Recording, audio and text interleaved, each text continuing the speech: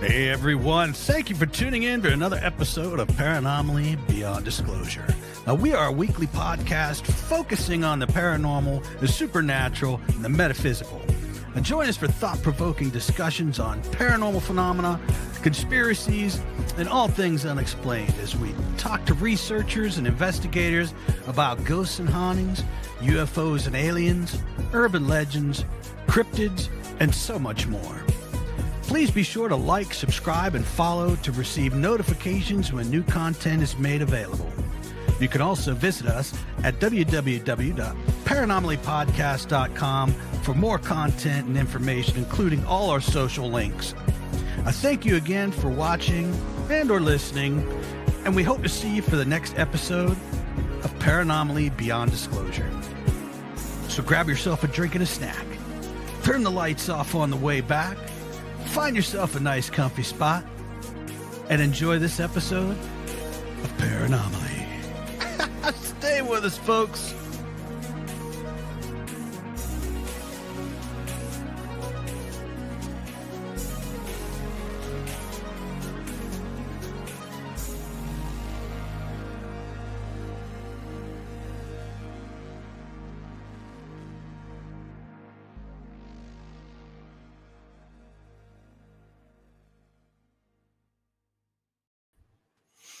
Hey everyone, thanks for tuning in, joining in, watching, listening, all that good stuff. We have a very special guest on. Her name is Olivia James. Olivia was born into programs by a family of drug traffickers. Olivia was trauma trained in programs like MK Ultra, and her mind was split to create alters used for missions on Earth and in space. She was used for espionage, occult, beta, and corporate programs. Olivia's main focus is finding her memories, using them to heal her alters, and hoping that her memories can assist others. Olivia, thank you so much for joining us. Hey, Jim, how are you tonight? Good, not bad. Olivia, how are you? I'm good, thank you. Thank you for having me. No problem. Okay. Olivia, please tell us a little about yourself. Yeah, sure. So my name's Olivia. I was in what people consider the programs. I necessarily don't call it the secret space programs because that's not really the primary focus of my memories. I call it the programs just because there was so much all-encompassing. That's kind of like the way I term it. And I've written 2 books. I call it the Gray Mouse series. I'm working on a 3rd book now, and they're memoirs regarding my particular memories about being in the programs. Okay, awesome. We will get the links up in just a little bit. Jim, go ahead. So why don't we start with your background, your parents, and then lead in from that to the programming. Okay. If that's the most logical way to do it. For me, it is, because I think it's important for people to understand how I actually got connected to the programs in the first place. Right. So we have that. So how I like to always start when I give this information is I always say that I had interesting parents. So my father, he was recruited at a very young age for military intelligence, right about 18 years old. He was stationed on the German-Russian border, and he was a codebreaker, and he learned to speak German within probably like 6 months. So they took him out there and they were doing that. He was very intelligent, just different. You know, it's kind of weird for someone to be recruited that young out of a small town for intelligence, such important work. But when he came out of that,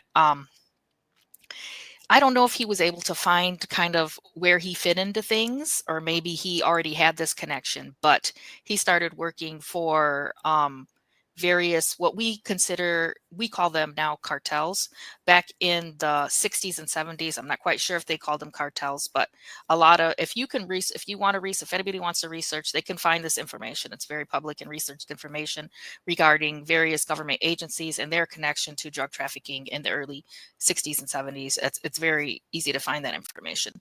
So he did start working for some of these huge, I don't know if you call them family. I just say cartels because that's the easiest way to say it. So when he was working with these cartels, he was doing a lot of the actual trafficking back and forth across the border. So he knew how to fly an airplane. He would go by bus. He would car a lot, boat, everything. So he was very good at that. And for his young age, he was making massive amounts of money. Money that most kids wouldn't see at that age. Him and my mother was also helping him. She was helping him do the money laundering and some of the trafficking on the buses and things like that. So I know sometimes when my mom, when she would talk about it, she thought that they were just that intelligent, that they were getting back and forth across the border so easily, but in actuality, if you research it, actually they had, agreements made that people that were trafficking were able to get back and forth across easily. They weren't being bothered because they were doing this work and because of government involvement in this work. So it became pretty easy for them. They were making a lot of money. Anyways, what had happened was that my father's kind of downfall was that he started becoming addicted to his own product, and he was bringing massive amounts of heroin and marijuana into the country. So he became addicted to heroin, and that's a huge issue because that became like his weakness, and they saw that as a huge weakness because he was, you missing drops, and you're just not able to do the same type of work that he was doing before. So what they were trying to do is they're trying to scare him a little bit, and they started doing like these mini raids of the home. I was a baby when this was happening. They were doing mini raids, and it didn't change anything for him. I mean, obviously, if anybody had an addiction, you know how hard it would be for him to get off, heroin that quickly. Mhm. So Yeah. they saw it as a huge problem, and they had to disconnect from him. So they had this huge raid, and there was a huge public trial in the town where I'm from, in this, the place where I'm from. There's a huge public trial. It was in all the newspapers and everything. It went on for a long time. Is this in America, and is your father American, Was or is that too much of an identifying detail? Nope, Midwest area. Okay. Midwest. Yep. So that happened. And there was this huge, like I said, there was a huge trial, and it was looking like he was going to go to prison for life based on the work that he had done. It was very bad situation. It didn't look good for him. Mhm. So like I said, this went on for a really long time. And then at the end of the trial, out of the blue, they just said they had the wrong person. They let him go, and they gave him a government job.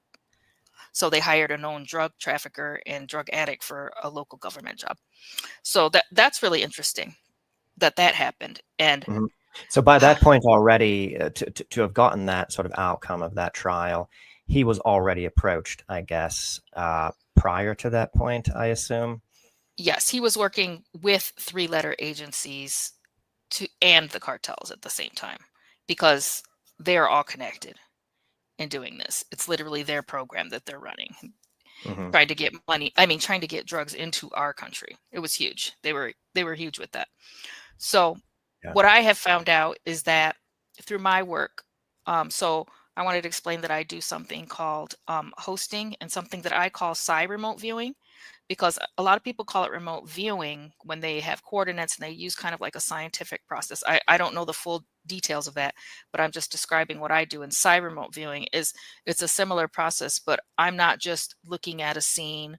I can actually travel there, bilocate, and go to the place and interact with the scene, or not just, I'm actually there when I'm doing this. If I'm doing a remote viewing, I go there. So Right. that's So, so, how, so and I you're do something called host. Yes, go ahead. I'm sorry. I was going to say, so I've always heard that there was, and I'm not sure if I'm accurate about this, there's a difference between remote viewing and astral travel. And I've always been of the understanding that remote viewing, your consciousness doesn't go anywhere, or your Yes. soul, if you like. So you're actually traveling with your consciousness to Yes. these places. Yeah, I can do it if I wanted to. So when I'm doing the remote viewing, I use all of it. So it's more of a psychic ability than it is a scientific process. For me personally, I use a whole psychic ability, and especially with my hosting, is I'm able to allow anything to take over my body to speak. And it's not just, people think it's mediumship and channeling. It's an advanced form of trance mediumship, because I'm allowing something to literally, go inside my body. It's not just me speaking, they're inside me. I'm asleep, and Right. they've taken over. So I'm So allowing some, myself to be possessed. Right. Yeah. So some people do refer to this as channeling, but they specify Yes, they it do. as trance channeling rather than, I guess, your standard channeling. So you are not consciously present when you No. do the channeling, or are you at all present? Are you in the background and you're sort of dimly Your aware? higher self Or are is you always present. So if I needed to do something or if I needed to say something, that highest level of myself, because I'm able to access that, can speak. And actually, the reason why I call it hosting is because a demonic entity taught me that word when I was hosting. They said what I do is called hosting. It is not Mhm. channeling, they told me. They said you are a host. Yeah, I think So it's that's a how it's that's an where I got important the word term. from. Yeah. Yeah, that's where I got the word from. It's from a demon. He told me that I'm a host. So that's Hmm. how I got that. So this is what I'm going to say. This is how I got the information, a lot of the information from my father, because my father's been dead for a really long time. So this is how I got so much information. I allowed him to host, use my body to host and step back into this world and tell the story that he wasn't able to tell when he was alive because he had to take his secrets to the grave. When you have something like that, you can't just, it's not like how I'm trying to do this. He encourages me now, but he said when he was alive, it was different for him. He couldn't talk about that. He made an agreement, and the agreement was he would stay out of prison if he signed something over to them, and that thing that he signed over was me. So he's allowed to have a normal life, and he made that sacrifice of one of his children in Hmm. order to have a normal life. And I will just say that there's many other cases like this. In fact, we were talking about Kathy O'Brien before the show backstage. She herself, her child, or excuse me, her father was uh, someone who was into child pornography and was distributing child pornography in some kind of child pornography ring. And they busted him and intervened and approached him at that point and said, we will let you go if you sell Kathy basically into the programs. And that's how she got into the programs through blackmail, basically. So there's a lot of precedent for this kind of setup where they essentially blackmail the person into giving away their children. Yeah, and military involvement, huge aspect of this is his life, working for intelligence. And I guess it never Mhm. leaves you because he had to listen to them even after. And he told me, so when his ghost, or well, I call his spirit, I don't say ghost really, his spirit was speaking Mhm. through me, he said that, you know, he could not ask them questions. He did everything they said. And if he didn't, he said we'd all be dead anyways. So he said this was his only option to, to take care of everyone in one swoop. And he said that whenever I had to be taken somewhere or anything, he just said I looked normal when I come back because I wasn't talking or crying or anything. I had lost that emotion as a child. And he said that I looked okay. So he said he knew a little about what they were probably doing, but he didn't know everything. And in that time, when he speaks through me, Mhm. he gave me a gift. He spoke through me with his earth personality. And his earth personality, let's just say, I don't consider like always a good person. Very narcissistic, very self-centered. What he needed to do was, in the best interest for him. He always did that, what was best for him. And when he comes to speak through me, he gives me that gift of speaking like that. And I needed it, whether it hurt me. And he did say a lot of really, awful things to me and about me, saying that he never wanted to be around me for my whole life. And we were estranged pretty much my whole life before he died, because he said the reason he couldn't be around me because he thought I was disgusting because of he said he knew what they were doing to me. And that guilt, he had to like change it into a form of disgust. So when he looked at me, he didn't feel that emotional connection. He just felt like, he didn't want to know what they were doing to me because he knew it was probably bad. And this whole story that you got from him, this was through the hosting Yes. mechanism, and that's very interesting. Yes. And so his personality was very much uh, consistent with how you knew him as a child, or do you have a lot of conscious memory of him as a child, or Yes. I mean, I do have a lot of conscious memory of him. And, it's pretty much on par with especially since my mom is still alive. So when I'm thinking if people want to know if this can be proven, yes, there's court records, and obviously my mom is still alive, so she was part of this. So she has all this information. She doesn't have the information about the secret contracts and things like this. She has no clue. Whether I think that's real or not, I don't know. So if I asked her myself if she had ever seen me leave when I was a child, anywhere or go anywhere, and she said it's the only thing she said was it's possible. I don't know. That's all she said. And that was the end of it. Okay, so let's go to the very first time when you were taken, right after he sold you, basically, and they brought you to a psychiatric facility, I think. Yes, it's a psychiatric. So I was taken about 6 or 7, and from what I know, like I said, my father's passed. So my mom, she doesn't really say she remembers me being gone for a long period of time.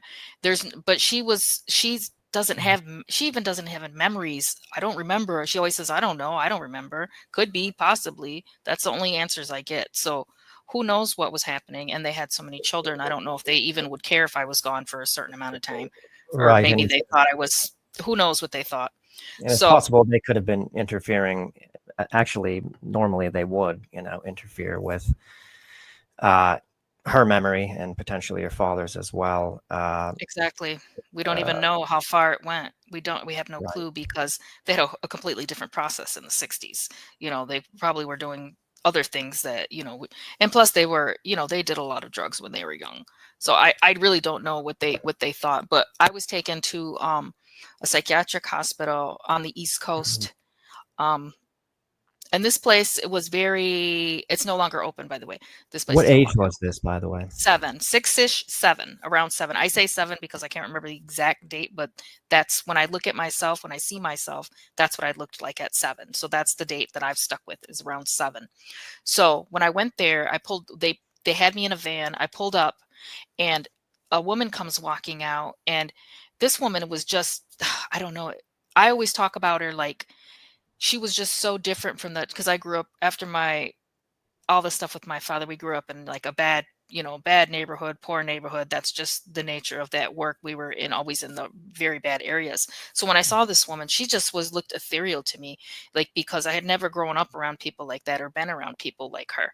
It was this older and it was a woman. The psychiatrist was a woman that was conducting this, secret program. It was a woman, and she had this white hair that she pinned up on the sides. She always wore these like really nice satin suits, something, I don't know if that was popular in the 60s or what, but she always had that on. She had these 2 particular, what we used to call orderlies. They call them like nurses' aides now or whatever. And they were males. She had those 2 that worked specifically with her in our wing. And in the particular wing where they were doing this secret project, it was just me and another child. And this little boy, his name was Jacob, and we just called him Jake. So what they were trying to do is their main focus was trying to complete a process called syncopated dissociation, where they wanted me and this other child to connect, during the trauma, during the pain, to see if we could both dissociate and leave the body at the same time, and what kind of outcome that would bring. They wanted to try to make, some of these paranormal things measurable. And it's very difficult to do that. So they were experimenting with not just trauma-based mind control, but they were experimenting with LSD, electroshock therapy, a lot of hypnosis, sexual abuse, physical abuse, psychological manipulation, emotional manipulation, and emotional abuse. So they Okay. were conducting this pretty regularly in a place we call the playroom. So there was a particular area that they would have some of these activities take place, and we called it the playroom. And in that, it was just, something that you would consider like, I don't know, anybody that grew up in the 60s and 70s, a lot of those earth tone colors and some of those tables that they used to have in schools, they were there. There were books and toys and things like that. But they would come in the room and they would conduct some of these systematic, torturous activities, almost like I consider it to be so systematic that it reminded me of a preschool program where they were changing the activity every 15 to 20 minutes to make Yeah. it expected, because they were conducting some type of behavior modification with children. Yeah, what do you think as far as changing the activity constantly? What the sort of methodology is behind that? So you're not sort of prepared for anything to kind of throw you off, or or why is it, not just like a consistent form of torture, to break you? Why is there this sort of variation of different things? Do you have any kind of insight into why the constant change of activities? Because they wanted us to sync up. They wanted to see and prove that when we could sync together in terms of, they call it trauma twinning. You're being tortured at the same time. It's called a trauma twin. And you've heard of this elsewhere? Yeah, I've heard of that term. I really don't call it trauma twinning because I know the specific word that they use, and it was called syncopated dissociation. Uh-huh. And And so I knew that. what's the advantage of that as far as programming and They think that that's a force to be reckoned with. If you can connect with somebody, and there's so much power, and there's a lot of factions and a lot of different agencies struggling for that power, and there's a lot of people doing things in the name of power and conquest.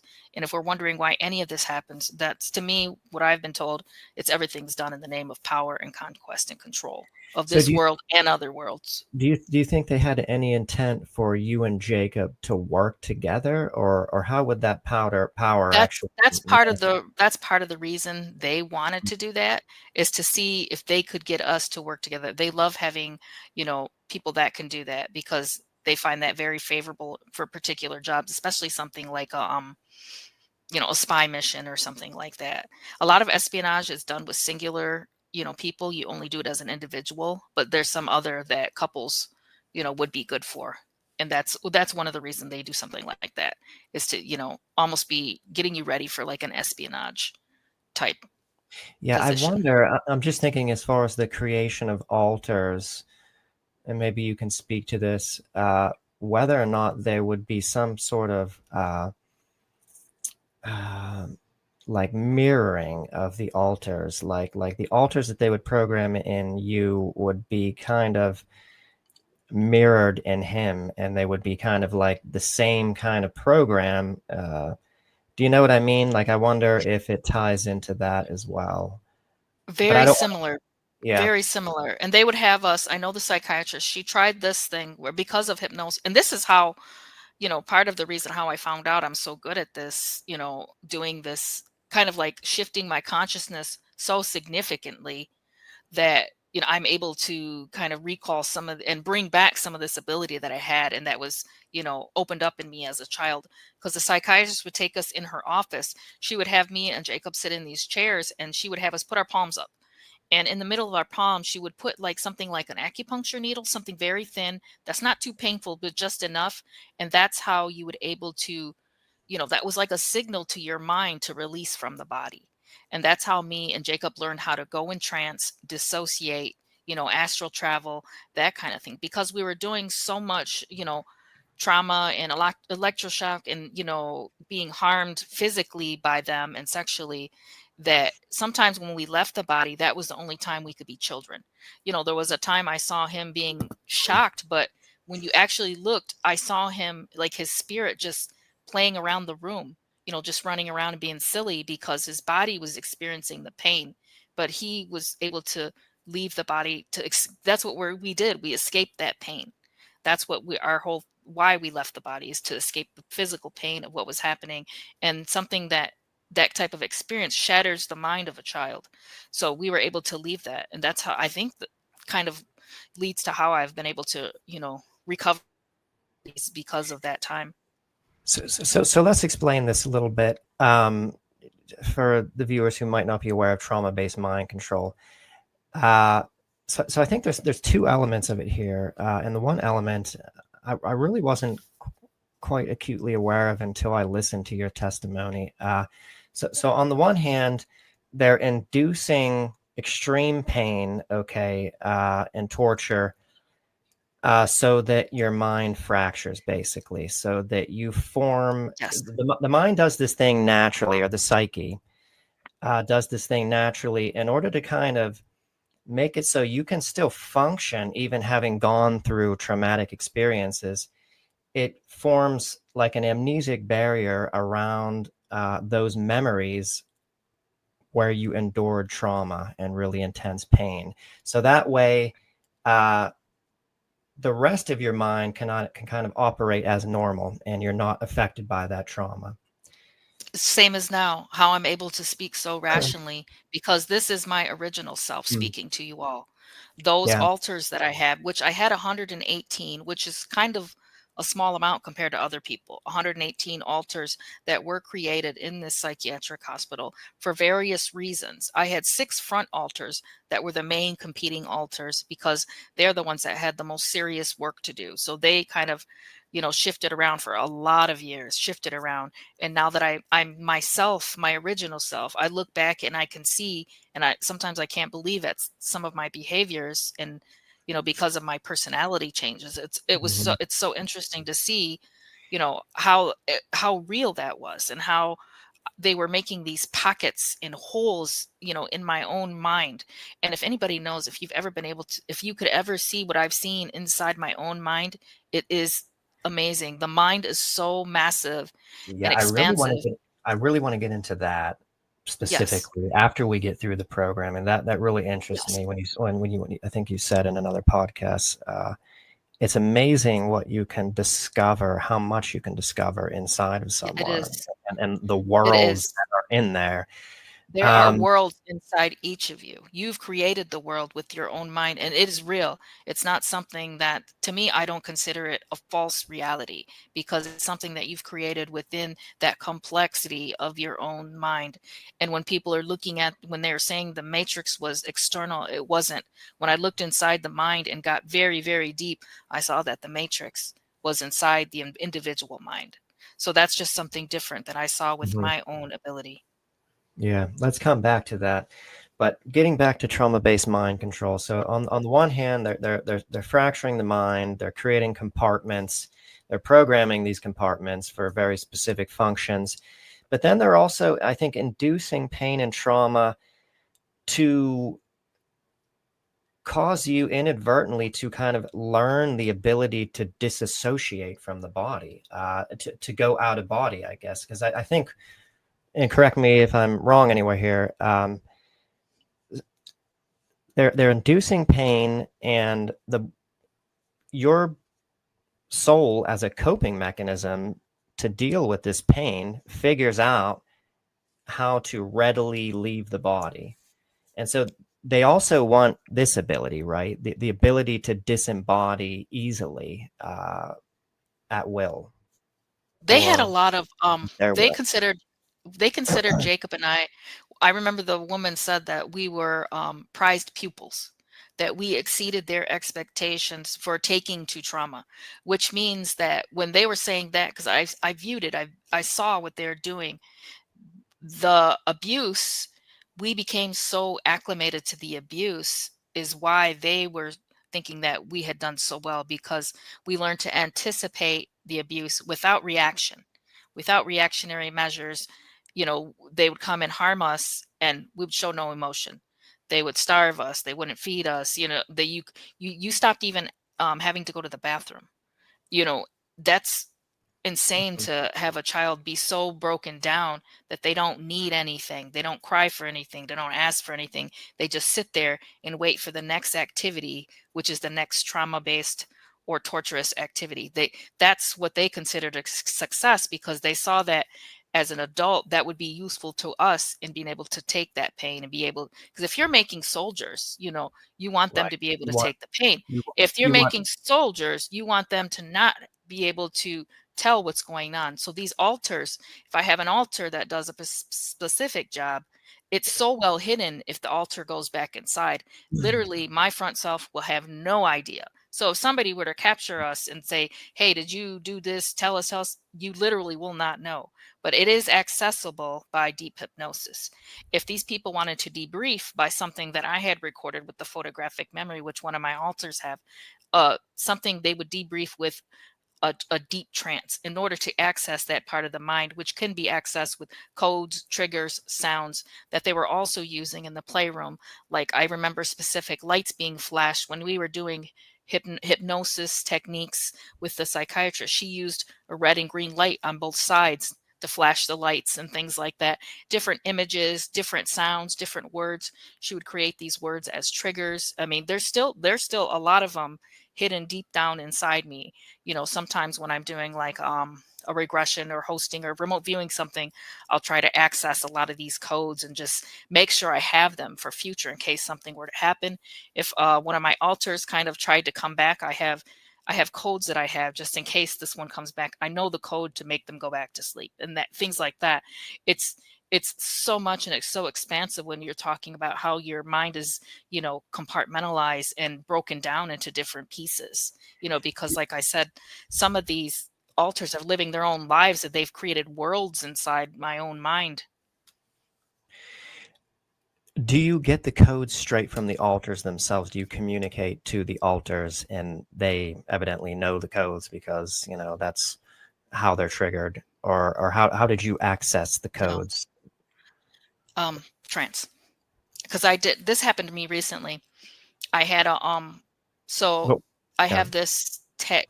Oh God, I was gonna say, I very much kind of identify with this particular gray mouse altar. When I talk about gray mouse, it's an altar that I have. This particular altar was, created for corporate espionage work. So it's a very anxious type, mousy. It has that persona, very mousy, very quiet, trying to get in and get out of places without being seen. So that's where that comes from, that gray mouse altar. But also, if she comes and tries to take over, my personality changes. It's not something I want. I don't want that because she's not like me, my original self. I consider her kind of like a spaz. She's very anxious, very scared, I can't deal with that. She did take over. This was probably last year. I just couldn't stop her because I ended up getting a trigger with somebody was talking about mice. And that's been a phobia my whole life. Anything about mice, somebody talks about mice, I see mice on TV, I see mice in a book. It's an automatic trigger sometimes. I'm trying to get better at it now, but it happened to me last year where somebody was talking about, and I just shifted. It happened instantaneously. And so in order for me to stop that and stop her from having such a firm hold on that front part of my brain, I had to use a deep trance in order to travel. And I went so deep to try to find this code. It was so far in. It was like within. That's how many layers this code was hidden by. So I finally found that code. Yeah, I found that code very deep, but I keep it close now just in case that happens. And not that I have animosity towards any of my alters. I with all the work I've done in talking to them and letting them speak, I totally understand, how they were created from this trauma. That's why I don't want anything. I'm not trying to kill them or harm them. What I did in the end, I was working with a hypnotherapist, Misha Johnston. She's great if anybody knows her. Yeah, I've heard of her. Yes, we ended up working on trying to put these alters to sleep, not to harm them, but put them to sleep. And I requested, I asked them, I said, your time is done. You've done work forever. It's time for you to go into retirement. And in the end, they did work with me and they agreed to go into retirement. They didn't fight me. They didn't try to harm me. Like other people say their alters are trying to hurt them and things. I haven't experienced that. What I've discovered is they're literally there for my own survival. So now if I see, because sometimes they'll try to creep into my subconscious by dreams or thoughts and things like that. If I have a dream about my survival alter, I know that there's an immediate threat in the environment, or else she wouldn't be around. She wouldn't show herself in my dream in some way unless there was some type of threat that I needed to be aware of. So in that scheme, they're there in a way to protect me. So they are somewhat consciously aware of what Yes. Is going on, even though they are in the back of the psyche somewhere. Yeah, because it's me. Is. Yeah, Right. It still is me. So, I know a lot of people, this is my experience. I know other people talk about that they think that they're outside of them, but these are a part of me and they are me. Whether they're different and have these different, they are me still. So I have to take responsibility that, they are acting because of me, because the front, their original self is here. So. Yeah. Okay. If anyone's confused about this, I recommend looking into dissociative identity disorder, or what used to be called multiple personality disorder. And there's some good documentaries which will give you immense clarity about what we're talking about here with alters. This can be really confusing, I think, to someone who doesn't know about that condition. But let's jump back to the timeline. Okay. Yes. The psychiatric hospital. Oh, by the way, there was a question. What happened to Jacob? Do you know anything about Yeah, his he's alive. whereabouts? Yeah, I was able to contact him by my psychic abilities. He's alive. He doesn't want anything to do with this. He told me to I speak for him. He doesn't want anything to do with this. And so I speak for him. And Jacob isn't his real name. They give us fake names all the time in the programs because they don't want you to connect to your identity. They want to Mhm. take your whole identity from you. So And so did they he mind? just doesn't want anything to do with this. Did they mind wipe you as far as, or like when you were going through the programming, Yes. were you constantly in, were the altars mainly functioning at that time? Like, or throughout the programming, were you Yeah. aware of back home? Like, were you aware of your life back home? Or because the altars themselves, they would, I think, right, be cut off from that, or it wouldn't be helpful for them to sort of have conscious awareness of your normal identity or your past, or You think it's all I think we think that everything is completely gone from us, and I think they think that. I think the coordinators and the programmers and handlers, I think that they think we're completely mind wiped. But in my case, things were lingering in my mind. And it's just if you let your mind open up, it's there for you to find. So that's how I was able to access a lot of it is, just because of myself and getting triggered by different things. okay. All right, so back to the timeline at the psychiatric hospital. So Yes. they're I was programming gonna, you, they're yeah. splitting the mind, they're creating alters, they're creating the ability to disassociate, to leave the body, and what from there? Move Yeah. on So I from. wanted to talk about how they were able to refer me out to a kind of like a special, what they call special sector. And I have to talk about my past life because it's so important of how I got connected to that and how I'm able to do a lot of this work now is because of past lives. And this is probably the reason why I was chosen for certain jobs is because of these past lives.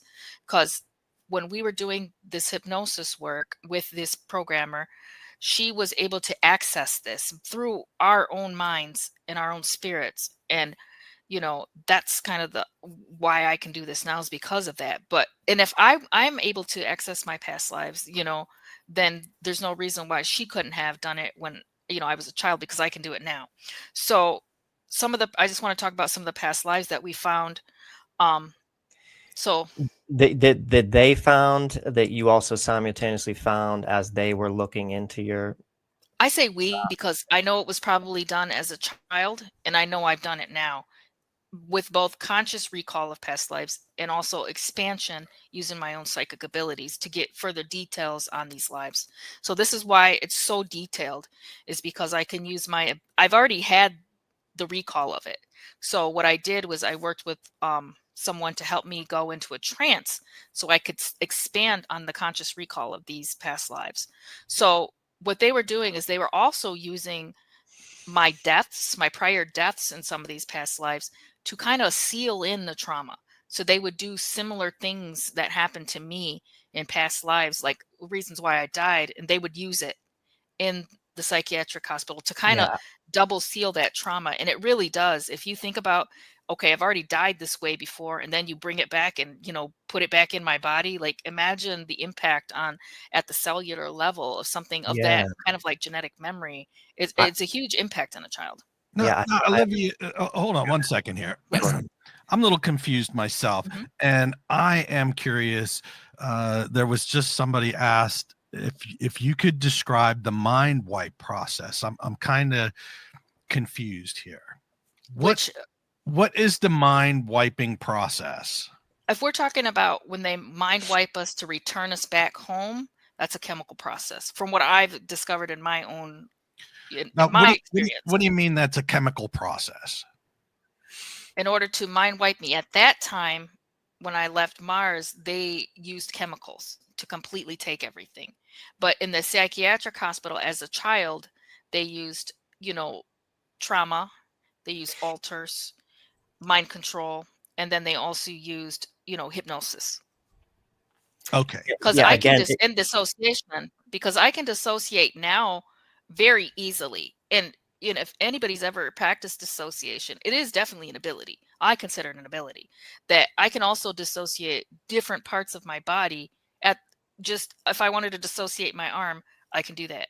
My leg, you could, if you really practice this, you can do it in different areas, where you're pretty much paralyzed if you let your mind take over that. It's very interesting to see something like that. I've had a lot of witnesses to what I can do. So for me, when I talk about it, it sounds like something I do all the time, and I have done it quite a bit. That's why I only know about it. No, thank you for clarifying that. I was a little bit confused there. Needed some clarification. No, it is confusing, and it's still confusing for me. I'm still working on trying to get the most information I can for everybody. But what I wanted to do is, because this is so important to me, this past life thing, it's became kind of like a central theme to a lot of my books, and how I've discovered a lot of this, and who I am now is because of these lives. So I kind of want to talk about that. So this is why I was chosen for this special project called Project Traveler. So one of my past lives, and these are the ones they saw.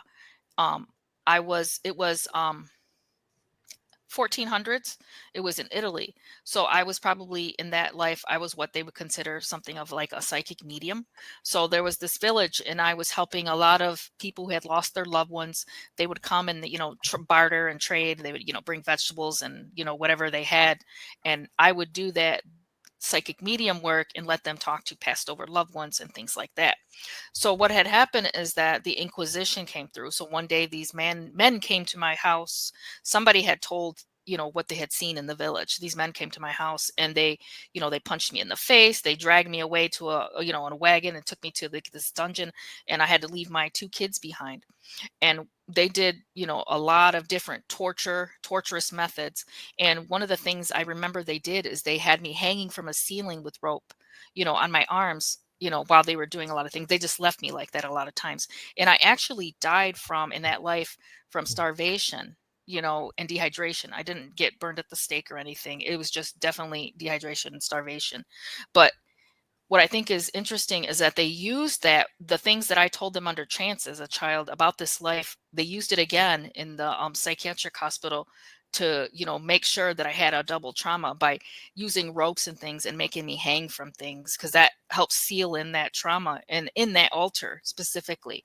So that psychic mediumship in that life, it didn't go away. A lot of people, I can't eliminate some of the things I've been in the past.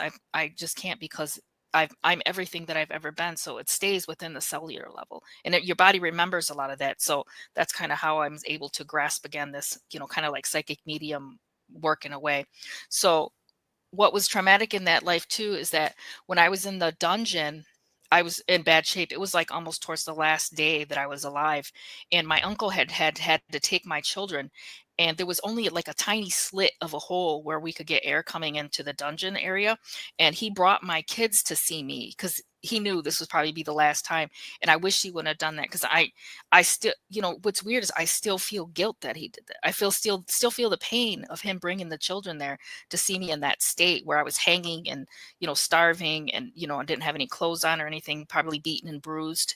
So it's very stressful to remember that he brought those 2 children, whoever they are in this life or any other life, to have seen that, that probably traumatized them in several lives, to know, that they saw their mother being, treated at, saying that I, was communing with the devil or whatever. And I never admitted to it, but I was really angry at them. I was angry at men in that life. And that's something that they used later on for altars, to be angry at men. I was angry at them for what they had done to me. All the men in the village, they had, came through and just destroyed us. They wanted to take away everything we had. So I really felt like I called out to the darkness, because nothing else answered me. And I felt like I need to be, I want this anger out there. I want it to travel. And I felt like I almost cursed myself, by saying that. But it was really interesting. But there's another life and they also use this life as something that I would be good for. So this was probably like 1800-ish, late 1700s, something like that. And I was a male in that life. And I had lived by myself a long time. My parents died really young. So even as a kid, I was kind of like a street kid or a vagabond.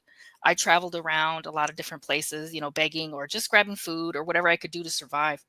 And in that life, there was something, I was just born with darkness in me.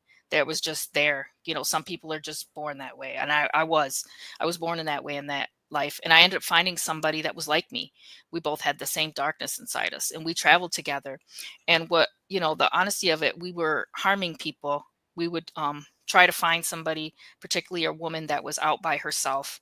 We would attack her and leave her in the fields or whatever. Because in those times you could find, people were out, tending to their, land and their yards and things. You found people like that.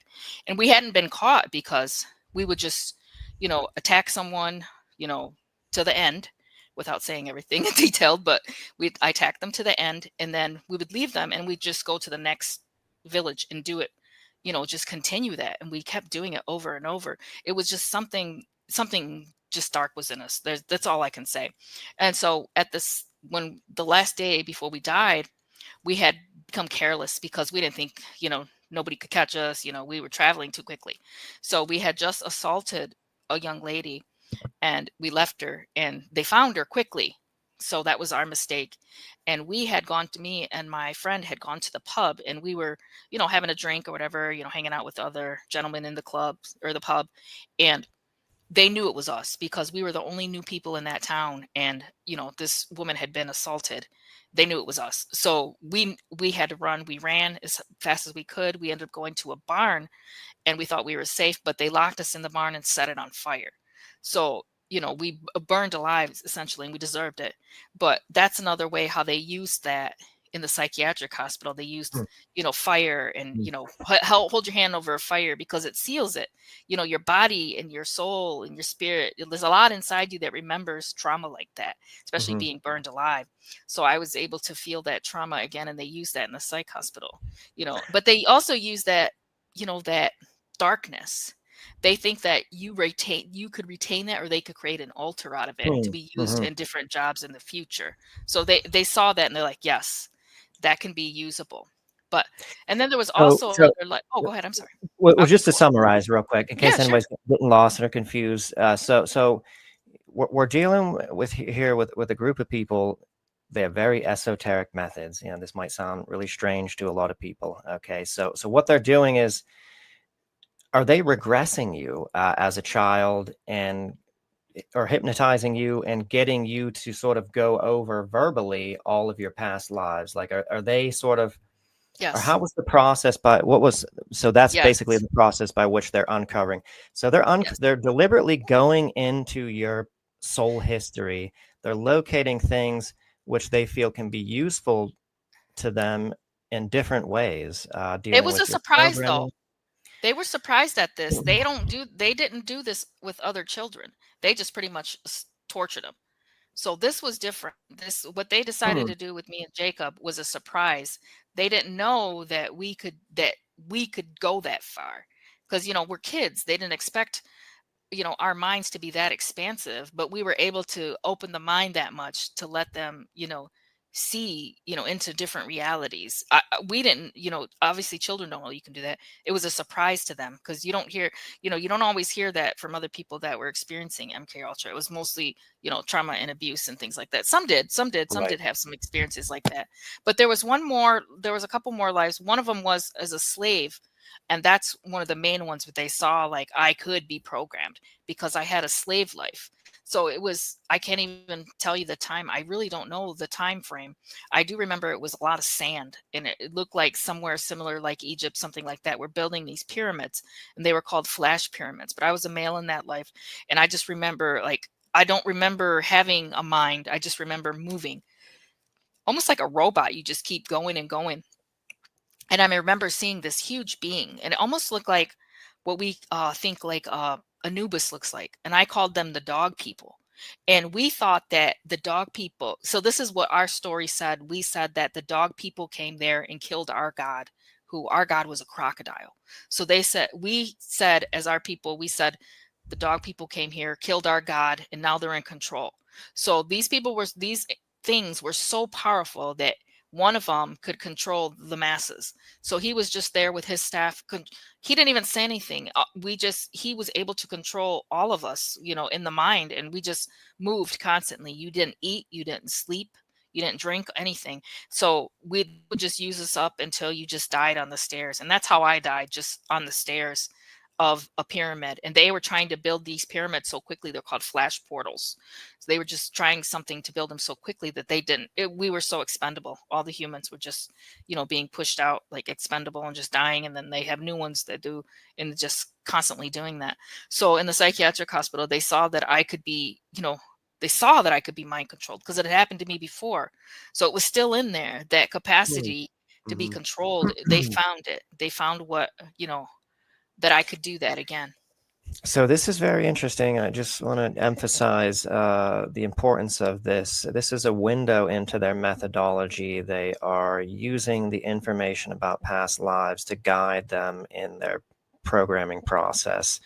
And not a lot of people have talked about this before. So this is something new that I think the community really needs to delve into and understand deeper.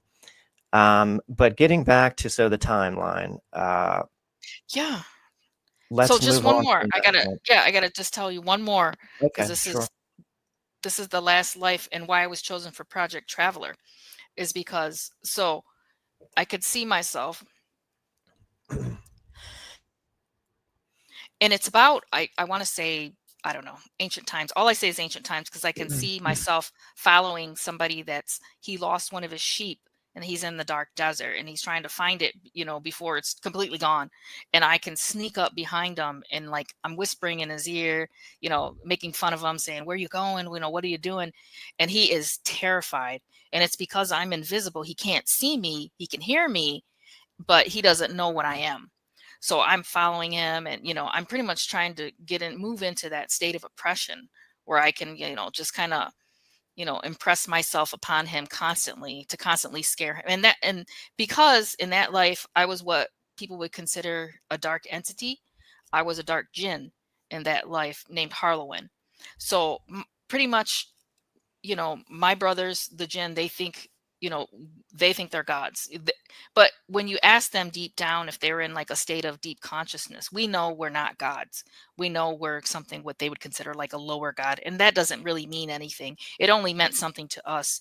And it was because we had, been worshipped so long that we thought we were gods. We had lost, that origin story of ourselves, So we were, so I was doing this. That was pretty much my life. That's how I lived for thousands of years. I would, find a prey, stalk him, oppress him, and, just constantly infiltrate his life, with various methods, until he allowed me to take over his body. And once I was able to take over his body, or anybody's body, I would then make them hurt themselves, other people, and completely destroy their lives. And, I felt like, because I was so out of tune with who I was, or maybe I was in tune, I felt like I was doing something good. I felt like I was giving them what they needed, because I felt like they called that darkness experience to them. And that's what I thought was my mission, was to give that to them. I'm here to, provide that darkness to you, as a dark entity. And I traveled, what was so cool is, well, not cool, but I say that just because I can see it in my mind. I know it sounds creepy, but it was because we could travel as energy. We didn't like traveling as physical form, because it's very difficult. It's very heavy and very dense to go into that physical form. And I saw myself as a dark jinn in a physical form. And it's not what people considered something attractive, or like you would say, "Ooh, that looks cool." No, it's a gnarled, knotted, troll-like thing. It's not anything that I wanted. And I didn't want to repulse people. I didn't want to do that. That's why I much rather travel as energy. And when I see myself as energy, I look like a red tornado or red cloud, something like that. So it's red energy. And we traveled by blood, like a virus.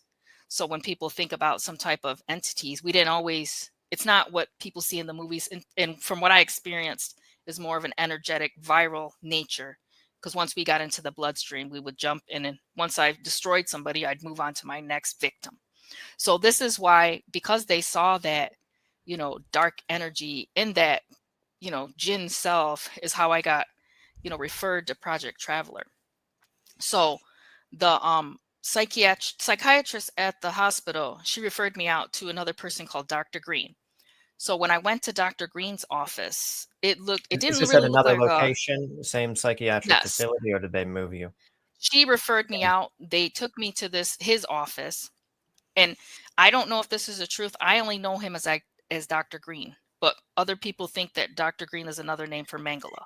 Yeah, I and don't know. you hear this a lot from people, right? Encountering Dr. Mangala. Yeah, and I only know him as It's, Dr. Green, but when I saw him, he was really old and he was very frail, like his skin was paper thin, he was bald everywhere. He wore these little tiny wire rimmed glasses. He was pretty frail looking. But I always say this when I describe him, like, did he even though he speak looked at like all? that, yes, but his energy was like being in a cage with a tiger. Like I was still like, whoa, when I'm around him, even though he's an older man, it's still like I felt that, standoffish fear in a way. But what he did, he had these two twins there, and they had some type of albino condition, which that doesn't matter. It's just me describing it when I see it in my head. And he told them that they needed to do like kind of like an exam on me. So they started to do this weird exam, and it looked like, they opened my eyes, they were looking my ears, and then at the end they opened my mouth and looked inside my mouth. They both did. And they closed my mouth, and because they had to, open up and say ah kind of thing, and I did, and they said yes. They told Dr. Green, yes, we can see the thing inside her. So what they thought, What do you think that was? well, I And they know had they thought, they looked in other places in you, and then they mhm, looked in your mouth for it, and then so they're clairvoyant in some kind of way, I guess. I'm must have assuming, been, yeah, and they're seeing Harlequin. some kind of traces, if not the thing itself. Yes, And they saw Harlequin. what do you think that was? Oh, they saw. Okay, They saw Harlequin, the and djinn that I used to be, the and dark so do you entity, the think? demon. And so, are you sure that the jinn was you, or Yes. because I know it can get confusing, when you have attachments to where, you're kind of a hybrid at that point, Yeah. and I think you And can this is kind of why I can, access their. yeah, that's why I can Mhm. that's why I can connect to these things. Why they sought me out my whole life is because I'm one of them. And that's exactly what they tell me. When I speak to demonic entities or dark entities or, things like that, they say, and they never harm me because why would they? I am one of them. They don't need to do that. They don't need to take over me. I'm one of them. It's never happened, never will happen. I have no fear of it because I am already one of them. What would be the point of trying to attach themselves to me? Have I had some that I've allowed to scoot in and take over for a little bit? Probably, yeah, because I'm one of them. And if they feel, a certain way, I don't feel any fear You, when I do it. you're one of them, but yet your nature now is Yes. dissimilar from Yes. what they are normally characterized And as. I find that very conflicting. Trust me, Yeah. I've felt conflicted by that because I consider myself, just in my opinion, I thought I was a good person. And I do think I'm a good person. I try to help people, but I'm also that thing. And I cannot eliminate it. And nor do I want to now. Now that I know who I was, I don't want, and I don't know anybody that can eliminate a past life. If somebody knows how to do it, let me know. But it's, it was at the cellular Mhm. level.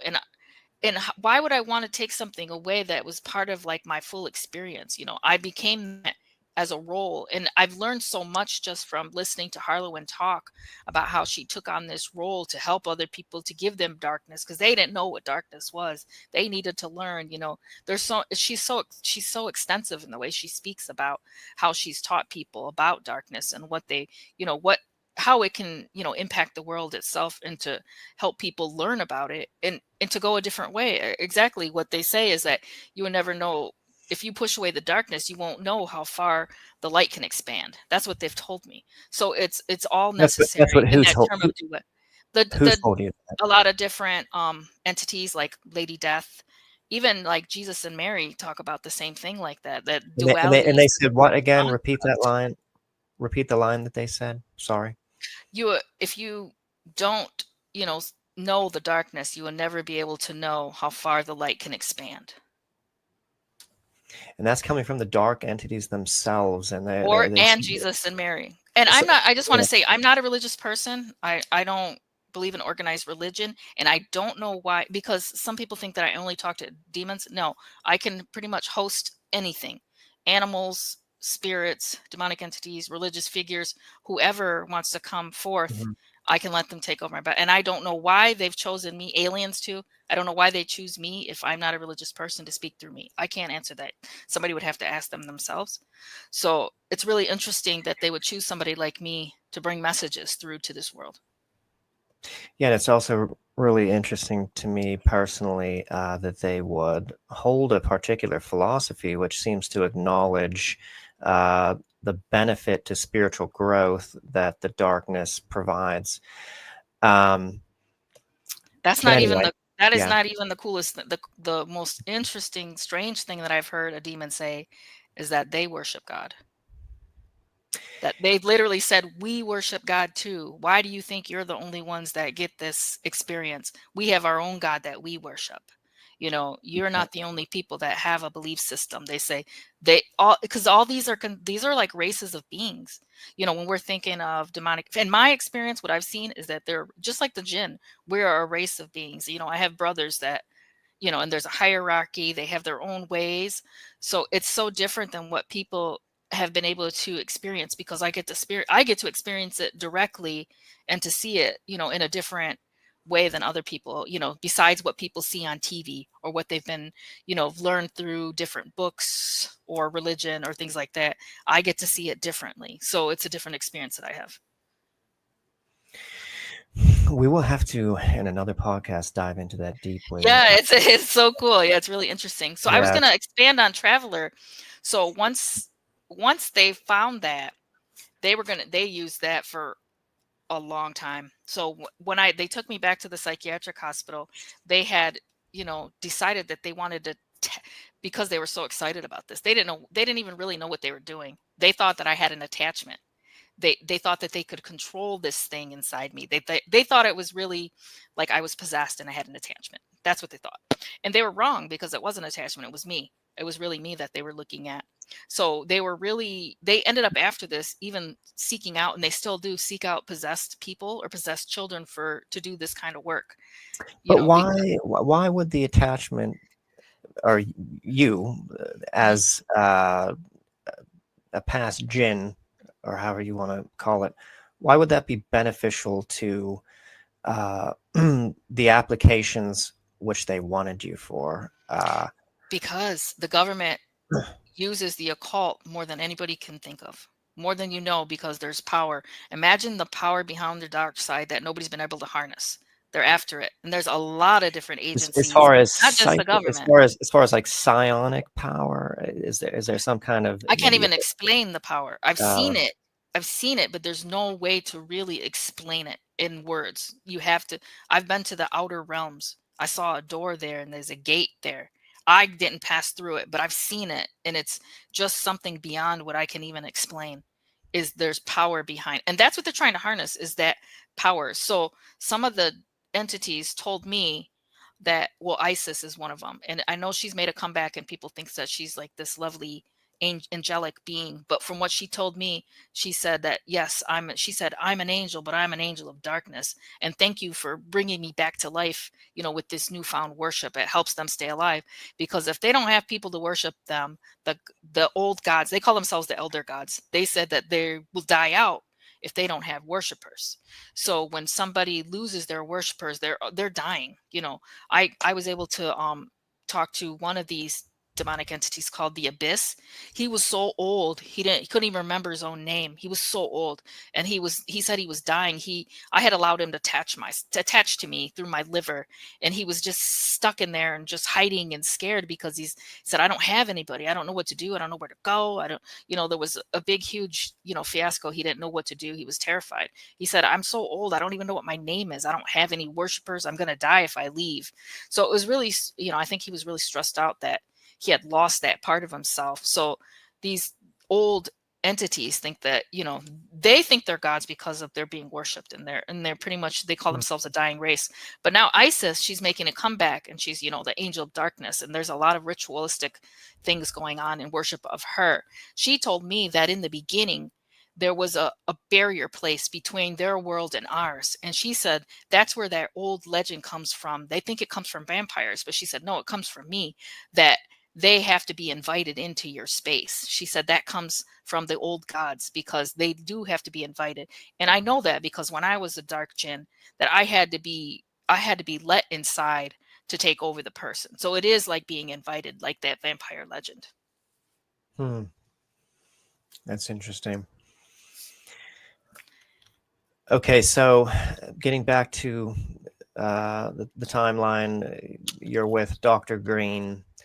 Yes. He's excited by the fact that Yes. you've got this thing. He's visibly excited. Did he say anything in particular about this, or what you were going to be used for, or take the No. story from there? They don't tell me anything because I was a little kid. Yeah. But when I got back to they took me back to the psychiatric hospital, and they were very excited because they wanted to start some new kind of scientific process to see if because they wanted to see if there's some type of way to make this measurable, the paranormal. So they're still doing that. We just don't know about it. If you look on, different websites that are 3-letter agencies, you can find some old information if you really look really deep. But so they had me do like this sensory deprivation type thing. So I'm in a dark room. There was no water or anything like that. I was in a dark room, just in pajamas, hooked up to an IV. They had me sit there for I don't even know how many days. And they guided me into a trance. So when I did this trance, I was able to allow these dark entities to take over my body. And that's what they wanted to see. And then they would come and do like body systems measurements, and a lot of observation, and what I would say when they were inside my body, and do things like that. And it was a very conflicting thing to see what this was happening, because the humans were torturing me. They had been torturing me, and I was staying alive because the demons were keeping me alive. They were sustaining me while they were in my body, because they wouldn't give me food or anything.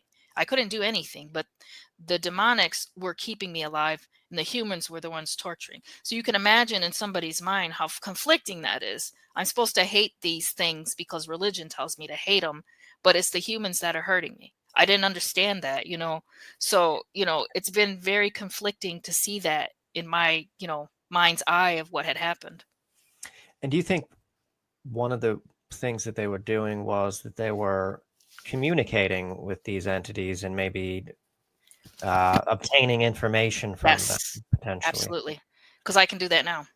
If I let an entity take over and speak, I can do that now. They give that's how I've gotten a lot of information. And then you can just tell them, hey, I know you're the all-knowing type. Tell me, about this. Do you know anything about this? And they love to spill their guts because they love to talk, because how often do they get a chance to step into our dimension? If it weren't for people like me that know how to do it, they're ready to talk. They talk about all kinds of things, so in the beginning, this happened and this happened. It's very interesting to hear what they speak about. Yeah. If they love to talk so much, would they be open to having a conversation on a podcast? Have you ever done that, or have you ever? No, anyone I ever haven't, asked? because I know it would terrify people. I haven't done it because the way they speak is Yeah. it's I'm used to it, and it doesn't scare me, and it doesn't scare So my. your personality totally changes, and It's not me. It's not me speaking. right. So, Yeah, it's not you. It's not you. But from seemingly, it seems like from the outside perspective that you have an entirely different personality. Yeah, and it tone of uses voice and everything. my voice, but there's just and it's unpredictable. Sometimes they'll come and they'll have a personality that's very relaxed, and then there'll be somebody else that's very seductive. Then there's somebody else that just wants to sexually harass the hypnotherapist or the person that's helped me go into trance. There's so many different ways. Some have been very helpful and just been really chill, and it's just like humans. There's so many different personalities. I could never say And there's that no way to this sort one's of going to be.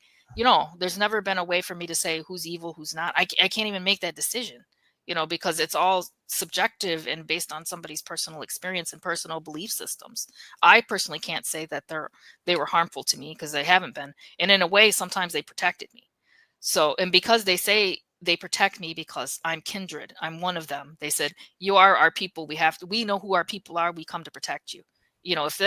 That's happened to me before, where I've gone under hypnosis, and there's a particular, I don't have a lot of problems with entities. There was one that was a succubus that she kept kind of appear because she was attracted to somebody that I was dating, and she was not happy about that. So she kept trying to, place herself whenever I wanted to she would show up and try to like choke me astrally or something.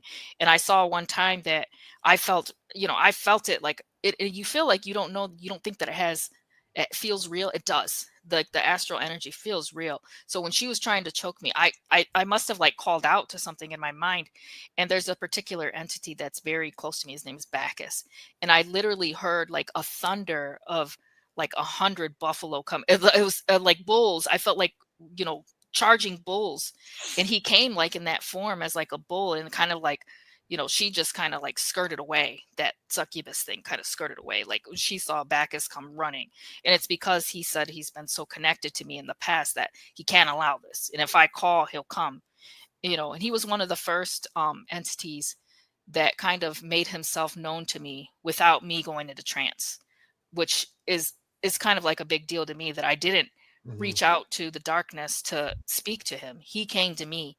He said, pretty much there's a particular tagline he has like in his mind. The way what I call a tagline is because the way you call, they all have a different call. Like he had a specific call that he wanted, and he would put it in my mind over and over. And then, what do you mean by call? What is that exactly? I don't, because people get scared if I say this stuff. So I'm trying to simplify it. It's a particular, if you say his name a certain amount of times, that's a call for him. Like, I don't want to say too much, but right. It scares people. Like, it's a particular call to him. So I could get him to show up whenever, because he thinks he considers him my father. He considers himself my dark father. He calls himself my father. He said he's not going to let anybody hurt me or anything. If I call him, he'll come rushing. I know it's crazy. I get it. Todd, as far as like your position as a paranormal investigator, I wonder what could be gained as far as insight and understanding into ghosts and hauntings. You know what I mean? I mean, what I mean. And I know the most important thing is that when you drop away, when the fear drops away, they have less to control us with in this world. If I stop being afraid of this, when I stopped being afraid of this, it was a whole new world for me, because I was terrified of this my whole life. I was terrified of anything paranormal. I was terrified of possessed movies, phobias of all this. So when that fear drops away, when we're learning about this stuff, and it's not as scary now that you know the details of it, that fear drops away, the world, whoever's in charge in this world, they can't control us as much with this gone. With the fear lessening, it's less control. Yeah, and that's absolutely what we need to do, is just completely reconcile with the fearful elements. And once you just accept it, and change your relationship towards it, it becomes something different than fear at that point. It's no longer the same energy. But anyway, so why don't we get back on to Project Traveler, or what happened in the timeline after the point of the Dr. Mengele. I was going to jump up to, sometimes I jump up because there's a little bit of a missing time between 7 and 13. I mean, there was certain things that I did, but, in terms of what they consider, I don't know, trafficking of children, some things like that, I really don't talk about that too much. It's a little bit in my book, but I try not to focus on that too much. But sometimes I jump to age 13, and which is a very significant time for me, because in age 13, they took me to do a different type of training. And where they took me to was what really started to blow my mind when I was seeing this, is that they took me to the moon. So when I was taken to the, and it sounds crazy, but you have no idea what there is going. So there's so much going on behind the scenes that us as normal people have never been aware of. They have technology, they have bases, they have so much that we have never been aware of, and they will not make us aware until people like us keep talking about it and making it more rational, and people start to believe that, this happens. So it's really weird because I remember being with this older gentleman. He was like in a suit. He was wearing a hat and everything, and he just Is took me with him. this on the train, or is this Yeah, before? it took me on a train, and it looked like a subway train. That's why I was like, I wouldn't have been afraid because it looked like a train. You know, I don't know what it was. But when I got there, they took us to this underground base in the moon, and I knew it was the moon. And when I was remote viewing it, I could even see, like, when I went to, there was a specific classroom that they wanted me to go to. So I got in the classroom and I tried to Well, remote view the but classroom. Oh, go ahead. I'm sorry. before we get to that, I Yeah. just want to, for anybody who's like, oh no, come on, you took a train to the moon. Yeah. I don't believe that. Now, so they do have this technology. Okay. Look into Tony Rodriguez. Okay, which very compelling testimony from that guy. He's clearly not making this stuff up. He did not get to the moon by train, but when he was on Mars, he got to Ceres from Mars by train. He was on a type of train, okay, or a maglev rail system of some kind. Yes, like a subway. And he describes, it's obviously a vehicle of some sort, that's train-like, that's going through some kind of Stargate or some kind of wormhole or whatever it is, a Tesla teleportation device. They've got some kind of setup, and he can describe the moment where he was on the train and something happened. And I can't remember how he describes it specifically, but there was a kind of change in awareness, and you felt like something weird had occurred.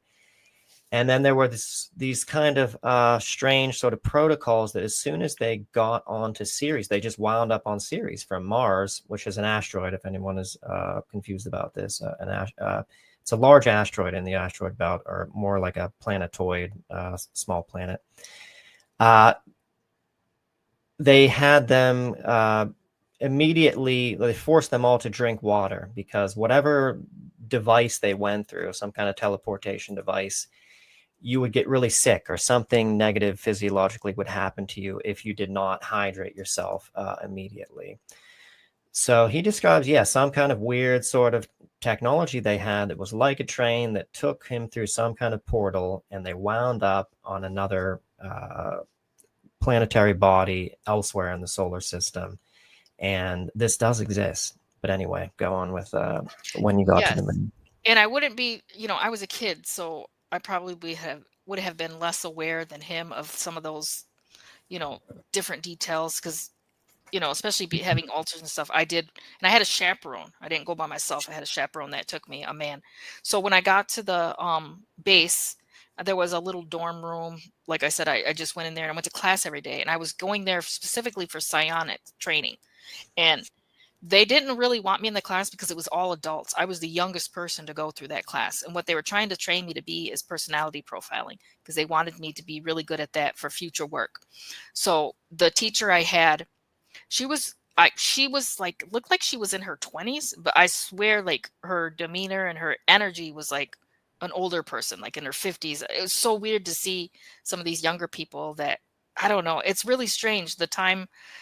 The way people act and look, it was really mixed up, and it's hard to explain. But what I wanted to say is, when I went into the classroom, it looked like an older college classroom. No windows or anything, though, just kind of like, I don't know, like painted stone. And on one of the walls, there was a poster there, and it said I remember there's a specific general named General Land, Land, and that he was retiring from 20 years of service, and they were having a banquet for him. So I remembered seeing that poster, and that's kind of like in my mind's eye of remembering that he was the general on that base when I was there, General Land. So what I was doing is, and in this particular classroom, the teacher was very tough on me. She didn't want me there, but she had to take me because in my file, there's a stamp supposedly that says, I'm a special sector type person. So you have to train me, and be good at it.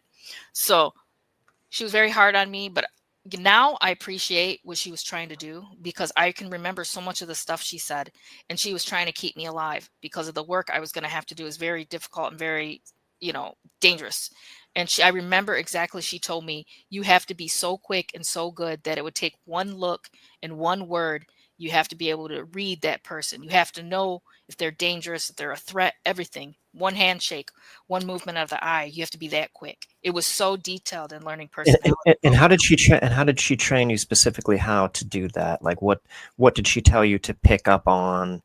Was it more of a psychic reading thing, or was she instructing you to There's so much. recognize facial expressions? It would take like forever to talk about every single little thing, because literally you can, if you all you have to do is breathe a certain way and you can detect it. You breathe a certain way, your arm reaches out for a handshake a certain way, your body language, the way you move, the way even when you're talking, you can read in between the sentences. It sounds crazy, but that's how detailed they get and how strong they want your ability to be, is that when you're talking, I can read you just by the hesitation before the next thing. And did they do anything to enhance you in order to have that kind of sensitivity? Because normally you would think that we just don't kind of possess the kind of conscious awareness to sort of notice all these things. But what was the process by which you don't think that people have that ability, but then there are people out there that we're already trained to have certain things like I do already, like hosting, remote viewing, that kind of thing. That not every 13-year-old is walking around with that type of experience. At this point, did they already have alters programmed into you that were kind of prepared and primed for this kind of training? Absolutely. I mean, it takes a long time for alters to be fully developed, because just like a regular personality, you have to fully develop it. But they were there, and that's how I was able to do. She wanted to train me for this work. They didn't even use me for the work until I was older, because I looked really young when I was 13. I looked like I was 9. So what they wanted me to do with it, I couldn't use that until I was older anyway. But they wanted it done. I got done, and I think I was only there for, I don't know, a few months. I don't remember being there a long time. But they got what they wanted. They got the results they wanted, and I became, I was a success from that. And I actually did that work in the future on Mars. And that's what they called psionics. So they called that. Yeah, they called that psionics training. Yes, and it was personality profiling. There was other people in the class that did other stuff, but I don't understand what they could do with their abilities. There's people that talk to animals. There was energy readers. There was somebody that this sounds really creepy, but he would leak moisture from his hands and body. He could, and it wasn't just like, normal sweat. It was like literally leaking moisture from his, I don't know what you can do with that ability. I have no clue. Yeah, but I'm sure they were trying to, maybe they're trying to focus it a certain way. Who knows? But that's very confusing. Yeah. What on earth were they doing with that person? I have no idea. And he was in the same, and so these people were in the sort of same classroom, but sort of sectioned off, or were they being instructed differently by a different person? I know she gave me a lot of one-on-one attention, because even now I can look and I can see her hair kind of like leaning over me when I'm at my desk. She's talking to me kind of very stern, like, right. She was very firm with me. Like I said, I appreciate it now because I could see that, I probably took it hard because I was a kid then, but she was trying to keep me alive because of the dangerous work I'd have to do. She knew I had to be good at this. She knew I had to be quick. Because if you're doing gray mouse work, you have to be quick. You have to get in and out. You have to be able to read the rooms. Every room you go into, you have to be able to read the people in that room, because there's always going to be a threat somewhere if you're doing work like this. It's very dangerous work. And I think where a lot of people get hung up, when they listen to these kind of testimonies and people doing all this kind of espionage kind of work, and they think, well, this person doesn't sound like, a real. You have to understand, though, that these alters are the ones that are trained for this, and if you still had that alter in you, which you may somewhere, and we could speak to that alter, he would know, to find detail, everything, I've done it. It's in my book. I've actually done it, and the details are in the book if anybody wants to have expansive knowledge of what I said while I was profiling. You brought that alter out, and that alter contributed to that. A lot. Part of the book. Yeah, they told everything about what they did, how they did it, every move they had to make going in a building, every move. And it was so detailed, it was insane. Right. And I think if you could switch to that alter now, which I don't want you to do or anything, people would notice, oh my God, this does feel like, the type of person that really, is capable to do those kind of things. But if I'm going to be good, you would never know. If I'm good at this, you'd Yeah, never know. true. You would Yeah, want me to be naive. You would want me to look like I didn't know what I'm doing. That's the point right. of it. That's the point of And it. You I'm would not never saying know. you Yeah. come off as naive or anything, but just I think there's a general sort of perception of people when they listen to these kind of Mhm. testimonies that seems unbelievable for that reason. But um, And I tell them that's the point. mhm, That's why they trained me like this, to be mhm, undetectable. Because the way I'm speaking right now, you would never know that I could have done the things that I had done. You would never know. They would never see me coming, and they never did. They never knew that it was me if I went in a building. If I had to dress up like as a maid or somebody working in the building, they never knew what I was there for. That's why I was a success at it. That's why they had me do it. It's because I was that good at it. Because, you have to get in, get out, and create this persona that they would never detect as somebody as a threat. You know, mhm. who would Yeah, see, like, who would even detect, like, oh, some, woman going into, as somebody cleaning a building or something, and like, they would never think that that's the bad guy. That's the person, right, trying to steal the information. They'd never know. And they never did. right. Okay, so That's after that period of training, what happens from that point then? I started doing a lot of when I was older. I have like a missing chunk from like 13 to 19 because I was really young, like I said, and they really couldn't, they wanted to use me for more adult things, if you know what I mean. And I couldn't be used, and, I wasn't really used for that until I was a little bit older. They wanted me to do beta tracking work, what I call beta tracking work. And that is I always pretty find much, oh, go ahead. I'm sorry. Before we get into that, the other things that you're talking about, more sort Yes. of illicit things, I always find that strange, that they sort of have this multifaceted purpose for these assets, as those kinds of things on the one end, and then corporate espionage on the other end, and that's funny, I mean, that's just kind of, you would think that ordinarily, that you would be specifically tasked for, what you were trained for, but yet I'm not saying I disbelieve this. This is just how they do Mhm. things, you're all these things, and yet you're still a project monarch uh, slave in that sense. They I don't know use if they you want to. use you up. They literally use you up till you have Yeah. nothing left.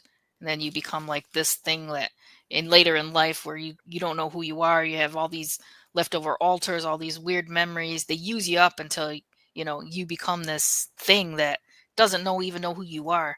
Like I didn't know who I was. So it, it's to Yeah. me to me I had the same feeling like when I started to get all these memories and working on these things. I'm a human. I had the same questions that every person would have, the same doubts, the same, what the, I'm pretty much like, what the hell, where is this coming from? And, at the same time I was getting memories, I was getting, V2K and things like that because I was so close. They knew I was close. Whoever was in control knew how close I was to kind of cracking open, that part of my mind to get these memories. They knew the closer I got to it, and the more threatening they became, telling me, one time I remember they literally told me I was practicing meditation because that was how I started getting closer to memories. And I could get conscious recall just by slowing my mind down. I could get conscious Hmm, recall, like huge hmm, loads of it. And that's I interesting. heard the mental, and it's not an auditory hallucination. I want people to distinguish when I'm talking about what I call as V2K is a mental message. I don't hear it auditory. So people think that if you're hearing messages, you're schizophrenic. Schizophrenia usually is associated with auditory hallucinations. I wasn't experiencing auditory hallucinations. It was more of a mental message. And during these times of meditation, I literally heard through a mental message, they said, if you come any closer, we're going to take everything from you. And they weren't kidding. They said, if I kept, going towards memories, that I was going to be, targeted or harmed in some way. They didn't want me to get that way because I think maybe they could tell that I was going to get to this point where I could have so much information to give to people. They didn't, they wanted to stop that. Yeah. Just to come back to the case of Kathy O'Brien again, when they delved into her and hypnotically regressed her, they found, bank information and all kinds of stuff, really sensitive information which the ex-CIA guy who was trying to help her immediately decided, I've got to take this to the FBI because, they're going to kill us, That's what people don't understand, with MK Ultra assets. And I was actually explaining this to a previous guest. It's a bit dangerous, when you go looking into these compartments, because you might find stuff that are things that they really want to keep secret, that they cannot afford to have out there. And so, there is that. But anyway, yeah. So go on. Yes. I don't know if you want to come to. I have that Kathy O'Brien clip that I think. Sure. Wherever you want to head it. Todd, why don't you play that clip, and then you can speak a little bit about the photographic memory and the kind of capability of the mind control programming and how that can enhance visual acuity and memory. So as far as like espionage work, real quick before you press play, Todd, they obtain the information from you by regressing you. They don't sit you down and I think debrief you in the normal fashion, right? No, because that's too easy for anybody. You have to go, if you want the information, it's buried deep. That's what they train us for, to bury the information because that's needed in case you get caught, you get interrogated. Right. If they interrogate me, like with my front personality, I have no clue. But all they would have to do, if they had somebody skilled to put me in a trance, which it's so easy for me to fall in a trance. It'd be so easy now that I'm so practiced at it, they could get to that easy if they wanted to debrief. Exactly. Yeah. Okay. Go ahead and play that clip, Todd. I think our viewers will find this interesting. At that time, there's a criminal faction of our government that was interested in targeting children such as myself for mind control, because this compartmentalization of memory was something that they deemed ideal for keeping government secrets. After all, if I couldn't think to remember, how could I tell about it? Additionally, people who suffer from dissociative identity disorder develop a photographic memory behind those amnesic barriers, because the brain has a defense mechanism that when trauma occurs, it photographically records events surrounding trauma. And an example of this would be that many of you who are old enough to remember, when John F. Kennedy was assassinated, most people know exactly where they were and what they were doing, because this was an event that traumatized the nation. And this exemplifies how the mind photographically records events surrounding trauma. So behind these amnesic barriers, I had a photographic memory, which the government deemed ideal for programming. That way I could deliver messages to and from government leaders, or in my case, also drug lords, who were involved in funding the black budget and funding the New World Order controls. They're interested in programming me so that I would deliver the messages verbatim. When I delivered messages, I delivered exactly what I was told, using the voice inflections of my abusers, with no conscious comprehension of what I was even saying. It was just a tape recorder just parroting out exactly what I'd been told. Another aspect that the government was interested in is that as a dissociative identity disordered person, I had no concept of time, because I was going from compartment to compartment of my brain with no memory of what had happened before. Therefore, I had no ability to even keep track of time, and a concept of it was just absolutely impossible. And it also makes for, if I didn't know what I was doing earlier, I wouldn't know to be tired while I was overdoing something else. Therefore, a person who suffered from dissociative identity disorder had extensive physical endurance, just superhuman strength and ability to keep going and going and going and going. Dissociative identity disorder persons also develop 44 times visual acuity. Very often that's why you see them wide-eyed with the whites around their eyes, because they're actually taking in more of their surroundings than the average person. 44 times more detail than the average person sees. That certainly makes them perfect marksmen for mercenary operations or for intelligence in different areas that the government was interested in developing mind control.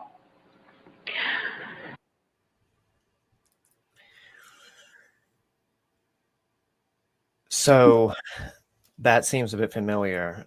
I'm assuming Yes. that's what. Yeah, of course. Yep. I do have one altar that does that. And they used me, like I said, this was something I did called beta tracking work.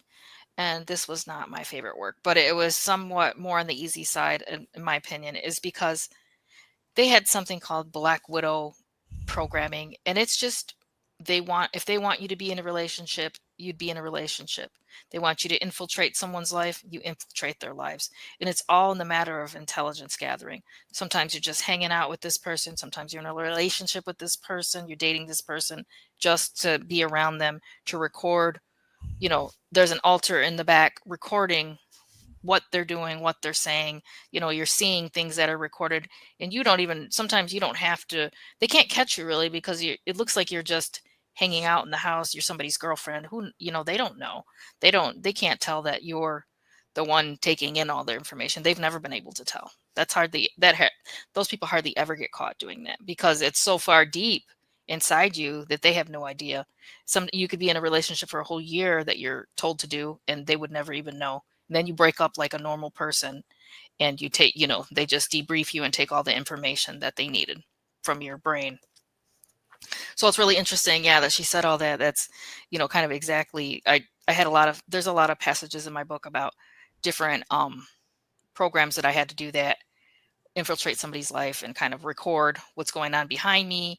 A lot of people, and sometimes a lot of it happened during, like, I don't know, where they had hired you for some type of, sexual activity or something. And people get very comfortable when they think they can control you, and, in those situations, and they talk very openly during that. And that's the point, that when they're talking, you're recording it, whatever they're saying. There's so many times you can read between the lines too. So it's really interesting. And so in some sense, I mean, you are just like a human sort of recording device. Yeah, they put you in that. And in certain ways, they have you do that. Unless they wanted you to do something else. If you were working for like she says, one of the mercenary groups, there may be a different outcome that they would want achieved, if you know what I mean. So, it just depends on what group has hired you at that time, because they're, you're mainly controlled by the government, but there's these subcontracting agencies that are able to take charge of you. They pay to use you for a certain amount of time or whatever. There's subcontractors. Some are mercenary groups, like they're saying, and most of them are private intelligence groups. So I had jobs for both private intelligence and mercenary groups, and also some more of the occult groups like Monarch Solutions. They use a lot of the occult in their work. And so Project Monarch and Monarch mind control victims, that isn't just about sex slaves, right? I think some people No, I've seen it. It's based in it. I had that training, but a lot of, from what I've seen, they were using it in the occult too. So, and that's how I got into they used me for hosting for other people, and what I consider probably like elites. They purchased this. They used their attorney to purchase this service. They called it, they knew that I could do hosting. So they would hire, some of these elites would hire, maybe me and another person. They'd go to the house, and they treat you very well. They have you go there for like a weekend or something. They feed you, treat you well. You have a good place to sleep. And then during what they consider like their rituals, they have you come out. Sometimes you're clothed, sometimes you're not. And, based on wanting to be unclothed to do this work, but, you have to do what they want, whatever. But, and then I do the hosting for them. I allow whatever they want to take over my body. And so this is how I got connected to Bacchus in the past, because it was a particular family. I even know the name of the family. I won't say it here, but I was hired. And like I said, when we're hired, it's not like I'm personally hired. We're slaves. We're slaves to this system. We don't get paid. We don't get any compensation. Yeah. You're a slave. You're told to do this. The people that are buying you out are like selling you are the ones that get paid. We don't get anything from this. We're forced to do this. We're slaves. So they told me I had to go stay at this house. And I went there. I knew what it was for, hosting. So this family, they had found this connection. What they call this a familiar daemon. They don't see demon. I hardly ever even say that. I say daemon because that's what the word that they taught me. That's the word that they always use. They never say demon. They say daemon. Yeah, they always say daemon. Experience. That's why I never say demon, really. It sounds weird when I say daemon. So this family had found this particular daemon, Bacchus, in like 1536 or something. So it's a generational spirit that has gone through the line with them. So they felt like when they first contacted this entity, they felt like he's the one that keeps them in power and keeps them rich and able to, make their businesses successful. So they continue these rituals yearly in order to maintain that connection to Bacchus, because they feel, and they're going to continue this until the next generation and next generation. That's their plan, because they think that's how they stay in power and, have money and financial power is because of him. But Bacchus told me he doesn't do anything for them. He said that's just because they were born into money. So, they just worship him for, pretty much. He says, I don't know why they say that.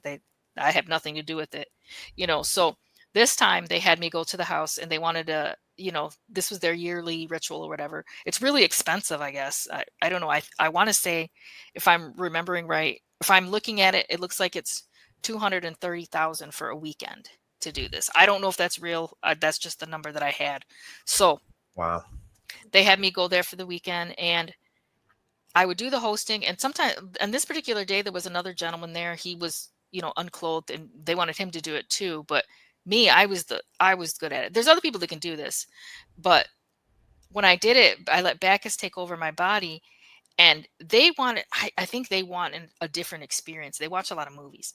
So when I did it, I remember he was inside me and they wanted me to stand up and walk around. And I felt like there was like 100 extra pounds on each leg. I could barely move because I let him take over my whole physical being too. I just totally exited and let him do it. And he went to the table and they wanted to eat dinner with their God. They wanted to spend time with their God. They had Bacchus and they had food for me and I tore into it like a disgusting animal. I was just like ripping and tearing the food. Like I wasn't in there. So it was like animalistic because, if Bacchus comes here, he wants to experience the full thing. He wants to experience, physicality. So he started ripping and tearing the food and they looked like they were disgusted. He doesn't like that because he was pissed off because he said, you called me here and, you got these, pretty much got these looks on your faces. He's like, I'm a god. You called me here, and then they were asking him ridiculous questions. They were treating him like he was a 2-bit psychic. Like they were asking him, is my husband cheating on me? How we make more money? How do we do this? He was so upset. So this particular family are kind of on the outs with Bacchus. He told me, he said he pretty much done with them. He's like, I don't even want them as, connected to me because they don't know how to, worship properly. He said in the old days, they knew how to pay reverence. They would bring these huge bounties out to the field at night and leave them for you and worship you and sing and dance. And now these people are just ridiculous. All I got was a meal and, they're just doing silly stuff. So he wasn't really happy about that, but that's kind of the thing that they wanted us to do. So they just they just wanted to spend time with them. Basically, they weren't trying to obtain any kind of knowledge that he had or anything. They spent $250,000 just to have the company of that, and they're also these people are a bunch of weirdos that are doing these things because they think they call this. They're also trying to create what they consider children of the moon. So this is just the theory that they have. They think that if me or the gentleman are able to host the entity in our body and somebody has intercourse with that person and that person somehow creates a child, they feel like that's a demonic bloodline. They feel like that's Bacchus's child. That's his child. So they're creating these and is that child bestowed with something out of the ordinary? They might have a special place in their family if they feel like that child was conceived through that. So they think they're creating their own army of like Antichrist that way, And Bacchus does maintain a connection with what he considers his children because he considers me his child because he thinks that he was in my father's body when I was conceived. He told me that he thinks that's what happened. And it's my father was into some interesting things, but he was part of the programs too. Who knows what training he went through as a youth? I don't really know all of it, because he's been gone for so long. I can't say for sure, but that's what Bacchus told me. The actual came from his mouth. He said that he considers himself my father and that I'm one of the children of the moon. So it seems like they like to come to the physical dimension. Yes. Why are they drawn to coming here though? Or it's like a playground for them. So when I was a djinn, I loved it too. It was my favorite. That's all I lived for, is being able to come here and like infiltrate, these humans. And I thought that's what life was about for us, because that was, that's how we sustain ourselves, is by this worship, by people considering us to be gods. That's how we lived. Now that the entities told me that the gods are dying because we don't need those gods anymore, because if you want a monster in your life, the monster's next door. There's sociopaths, psychopaths, they're next door to you. They said that we're dying, the gods are dying because they don't need our type of evil anymore. They have their own. Humans are the evil, they have their own evil now.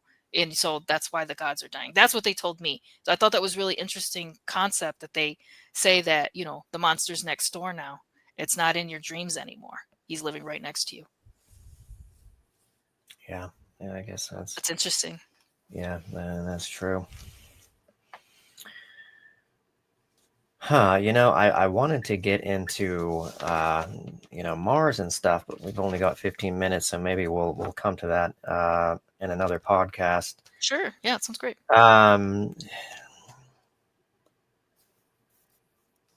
Any questions you have, Todd, about demon hosting or anything like that, coming from the paranormal perspective? No, it's just all very fascinating.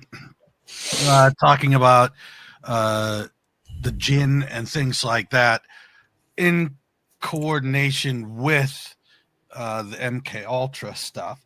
It's for me, it's a first to hear that. So yes, very intriguing. There's a very big connection that people aren't even aware of, that they're really researching the dark side, and they're saying it's just research, but it's more than research. They're actually utilizing, and there's various agencies that are doing this. They're pretty much trying to rip a hole into some of these dimensions to get access to this, and they're gonna go insane. There's I did it one time for an agency. They wanted to reach this outer realm, and I warned them. I said, if you go too far, you're literally gonna go insane. This is not a barrier to be crossed by us humans. This just is what it is. We're not meant to cross that barrier, and it will drive, somebody like me, I can get close, but I won't go past that door. I've seen the door, and I'm not going to go past it. I don't know. People think they're bold enough to do it, but there's agencies though that are really trying that, because think about the power there, especially in that unknown piece of a dimension. It's like a dimensional. What is back there? That's what they want to see. They want to go there. Yeah, I have many questions about this aspect. I've been a paranormal investigator for 30 years, going on 31 years, and I've never heard it being crossed over into government, PSYOP things and stuff like that. So it's definitely something I'm going to research into a little more to see what that connection is. I've definitely heard from another person about it. So yes. 12. Majestic 12. Yes. And, it's just one of those things where when we're talking about these different government things and all these different dimensions and layers that are in these types of things, it really doesn't surprise me that these elites are working with all these different entities and UFOs, aliens, things like that. So power's power. They're going to get it wherever they can. Exactly. and knowledge is power. I mean, for one Yes. thing, I mean, I think, I think this is really multifaceted, but I think one piece of this is that they're they're obtaining knowledge, from these beings about, they know more about reality than we do, and there is a lot of power that comes with that knowledge. What else do you think, in terms of the information that they're bringing over? What else are they learning, and what other sort of benefits, aside from knowledge of reality, are they getting, you think? They think they're getting, like I said, they think they're getting information that keeps them financially in power. And I do want to say that I did Mhm. see one entity that there's an elite group that they have one entity chained behind a gate, but he's not really chained. So I think that's weird that he allows himself to be chained for the tricks and games of it. It's a very elder god. I don't know if you know him, called Leviathan. So he was behind this huge gate and he was back there and he plays this game. He's like, please, like, set me free, get the key and set me free. But he's something like him is not able to be chained behind a gate by a That's few humans. That's not real. And I could feel it when I let him take over my body. I knew he was, doing that kind of like old god trickery. I get it. He's like, I'm chained, help me escape. It's a game for him. So he enjoys this. And this is how he's still getting worshipped. So they keep him chained behind that. And then they use him, his all knowing, all seeing power, to get information or to, they think he's, powerful. So they feel more powerful when they're around him. But he's not really doing anything. He knows that. He thinks it's funny, because I was letting him speak through me. And it's just weird to see something so massive. When I saw him, people think he's a dragon or something. But when I saw him, he just looked like this huge, like, blob, like almost. He didn't really have a form, but he had like these little, I don't know, flippers or something. It was really strange to see. And I didn't find him real, yeah, I didn't feel like a slimy energy or anything. More like trickster. I and, don't know and, if you know, like a trickster god. Yeah. in what He had way that energy. in what way were you able to perceive him visually? Like And he took hypnotic over my state? body. Yes, a trance. He took over my body. I was assisting a friend to try to help get some information. So I let him take over my body and he looks through my eyes. I look through his eyes, and like I said, I didn't feel like that weird, slimy feeling. There's been a couple entities that I let take over my body. Like one was like Abraxas. He felt very slimy. He had that very heavy energy. But Leviathan was different. He felt like almost like silly and trickster. Like he thought he was playing games and teasing us and tricking us. That's how I felt, like he was teasing us. See, Like, ha ha ha. my question would be, Yes. why would why would the government want anything to do with demons and jinns? Because Power. they are tricksters. Power. They are not going to tell you the truth. So for them, it would seem like it would just be something that is counterproductive because they need the information, but they're not going to get the information. Yes, you do get it, because seeing them as liars is a religious program. That's what religion teaches us. And I, I thought that too. Because I thought, I was raised in the church. I thought, I've seen this in a lot of movies. I know what this is. I read about this. They're trying to trick me. They're not. This thing was trying to protect me. So it's been so, like I said at the beginning, it's very conflicting to Yes, try yes. to get away Yeah, from I think that's a great. my old programming, and thinking that, they're just trying to trick me, but it was humans more trying to trick me, and then they were trying to give me the truth.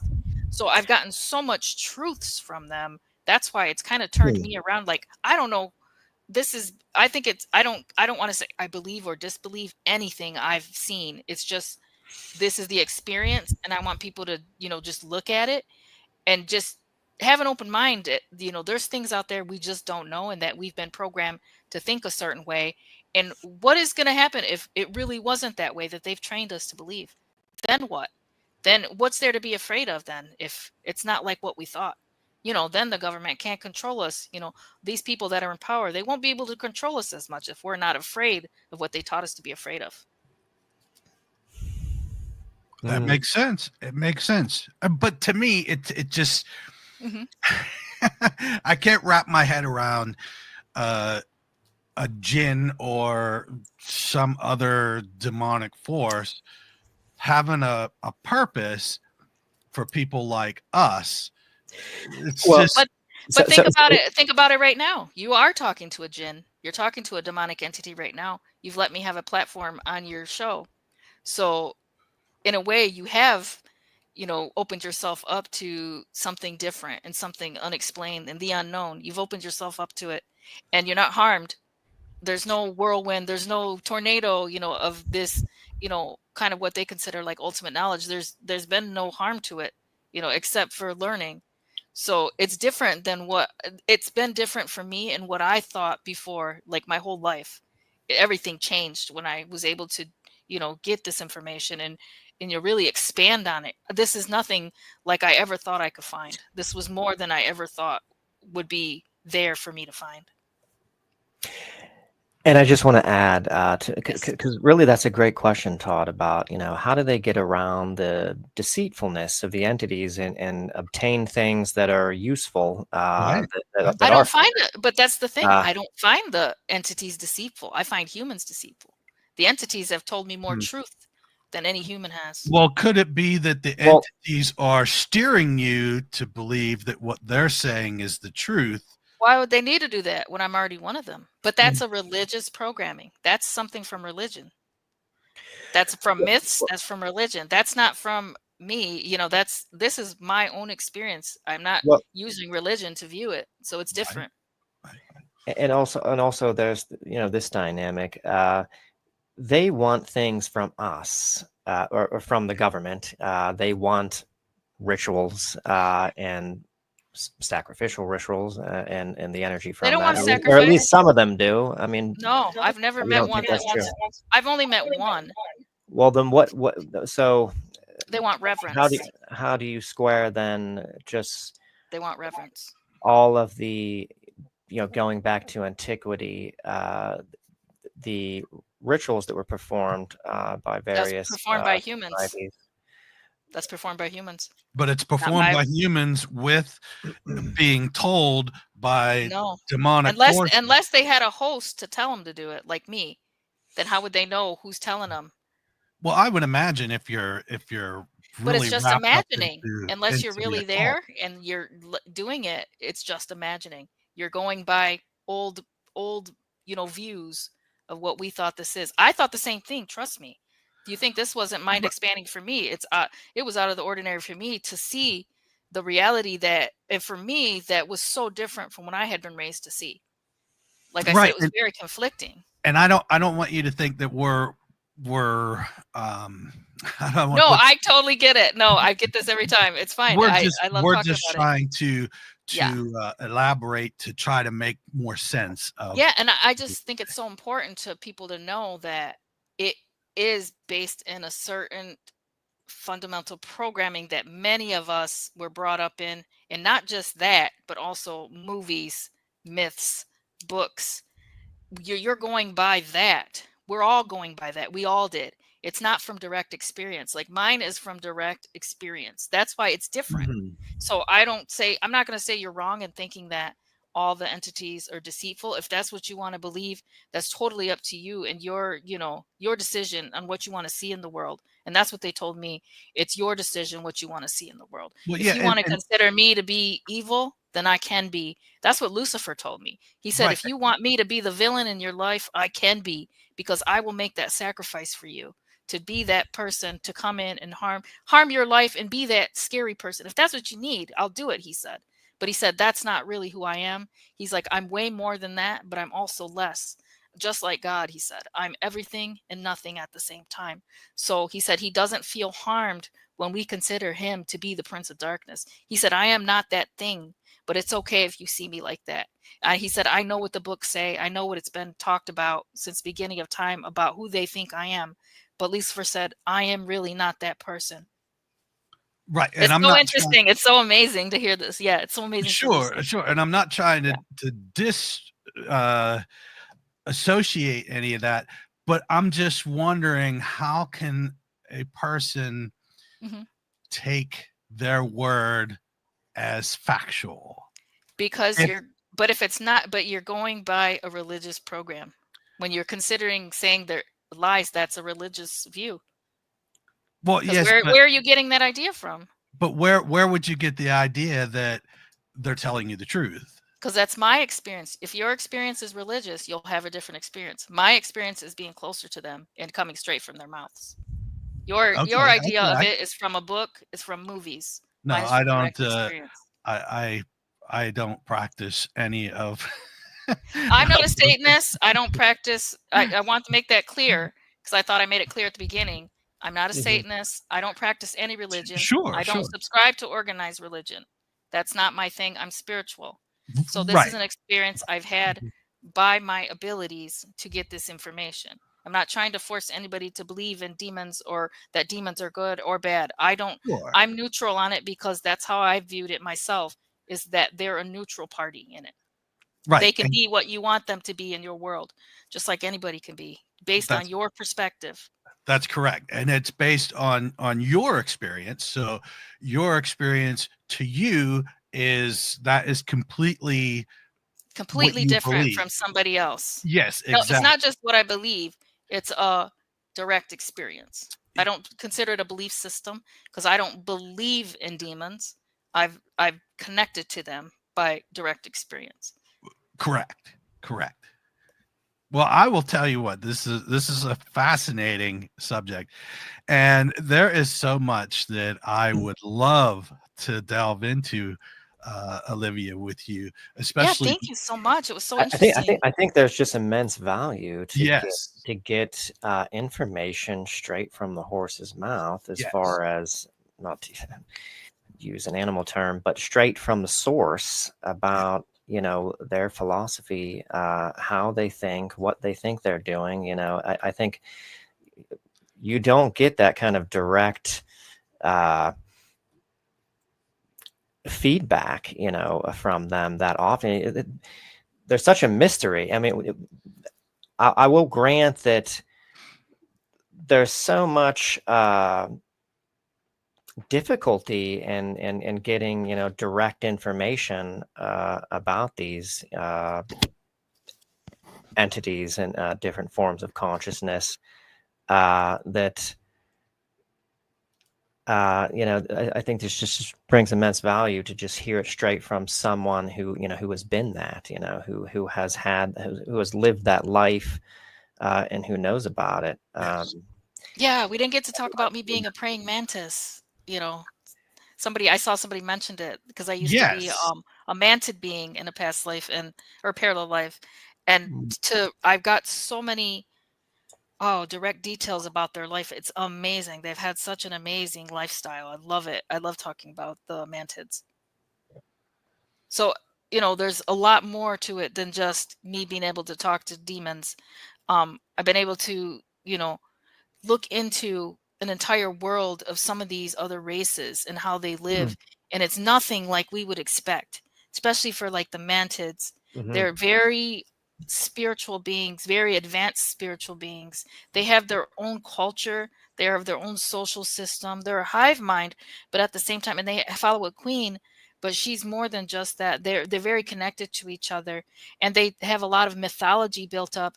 There's a particular fungus, kind of like a algae, that grows in their desolate planet, but this particular algae has sustained them for lifetimes. So they've built up an entire religion based on this phosphorescent algae, because they use it for their own body system, and also they can use it to light caves and things like that. So they've built up a religion, and they call that the liquid light father. That's what they consider to be their god, in a form of their god. Like here on their planet, they considered that algae to be that personification of God here on their planet. That's very interesting. Yeah, I mean, I would love to go into that in another podcast. I mean, the mantis things are such an enigma, I love it. Yeah, they're so amazing. much more of a rare species, that people come across. They're good And people. I consider them good people. They're good people. yeah, that's what Simon Parks seems to think, who's one of the, I think, better sources of information on the mantid beings. Was he in contact with mantids, or? Yeah, so he's a contactee. I mean, he shares some kind of soul history with them for sure, and he's a contactee with a lifelong history of contact experiences and communication with the mantids. Yeah, he's Simon Parks. He's a really good source of information on that. Yeah, we should come back to this in another podcast. This would be very interesting to go into. Yeah, thank you. So interesting. Yes. And perhaps that could shed a lot of light on the exopolitics situation, on planet Earth, because I think they have a pretty serious and significant role in what's going on here.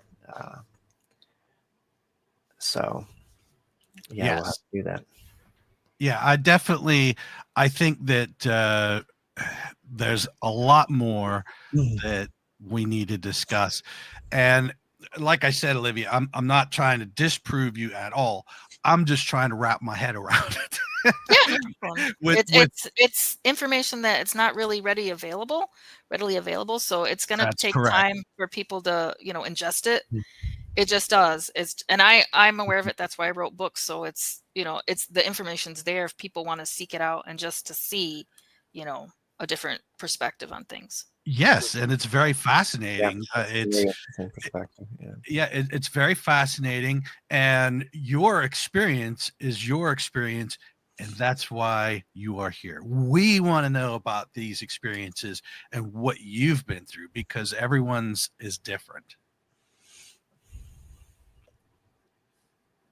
So if anyone wants to get this book, it's on Amazon. I did put the link in the comments, so it is in the comments as well, and I will actually post it as well on the Facebook page. I think it is already on the promos, things like that. But Gray Mouse, Sex Space, and Mind Control, Olivia James. If you just go to Amazon, type in Olivia James, her book will come right up. That is exactly how I got it.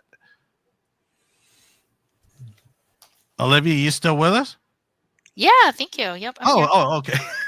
I thought I lost you. I've talked for 2 hours. I figured I'd give somebody else a chance. All right. Well, Olivia, thank you so much. Yeah, thank you. It was amazing. Yes, we will reach back out to you. Jim, is there any last minute things that you would like to ask Olivia? No, I guess we'll wrap it up there. But yeah, we should definitely do another podcast and get into more of the SSP experience. Yes. And all that. Yes. I would love to hear about the mantids. Yeah, about Mars. I mean, Mars, everything. I am very interested on the second half of this. All right, everybody. I want to thank you, Olivia, very much. Jim, thank you. And yes, I hope everybody that was listening and joining in, I hope you enjoyed this episode of Paranomaly Beyond Disclosure. And we will see you next time. Thank you so much, everyone. Have a good one.